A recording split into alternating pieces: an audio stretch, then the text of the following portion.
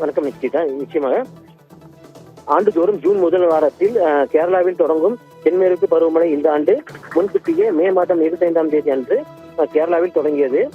இதன் எதிரொலியாக தமிழகத்தின் மேற்கு தொடர்ச்சி மலையை ஒட்டியுள்ள கோவை, நீலகிரி, தென்காசி, கன்னியாகுமரி உள்ளிட்ட மாவட்டங்களிலும் பலத்த மழை பெய்து வருகிறது. குறிப்பாக கோவை மற்றும் நீலகிரி மாவட்டங்களில் 2 நாட்களுக்கு அதிக கனமழைக்கான சிவப்பு நிற எச்சரிக்கை விடப்பட்டுள்ளது. இதற்காக நேற்று முன்தினம் நீலகிரி மற்றும் கோவை மாவட்டங்களில் கனமழை கொட்டி தீர்த்து வருகிறது. இந்த தொடர் கனமழையால் கோவை மாவட்டத்தில் நொய்யல் ஆறு, வால்பாறை சூளங்கல் ஆறு, நடுமலை ஆறு, பவானி ஆறு, ஆலியாறு போன்ற ஆறுகளில் வெள்ளப்பெருக்கு ஏற்பட்டு உள்ளது. தென்மேற்கு பருவமழை தீவிரம் அடைந்து உள்ள நிலையில் கோவை குற்றாலத்தில் காட்டருக்கு வெள்ளம் கரை புரண்டு ஓடுகிறது.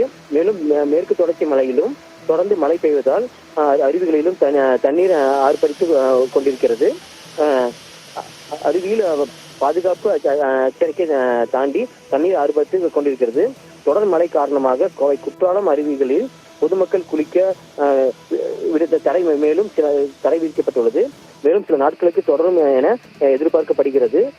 ஆறுகளில் ஏற்பட்டுள்ள வெள்ளப்பெருக்கு மற்றும் அருவிகளில் நீர்வரத்து அதிகரிப்பால் பொதுமக்கள் பாதுகாப்பு இருக்குமாறு கோவை மாவட்ட நிர்வாகம் சார்பில் அறிவித்து உள்ளப்பட்டுள்ளது. நிகிதா.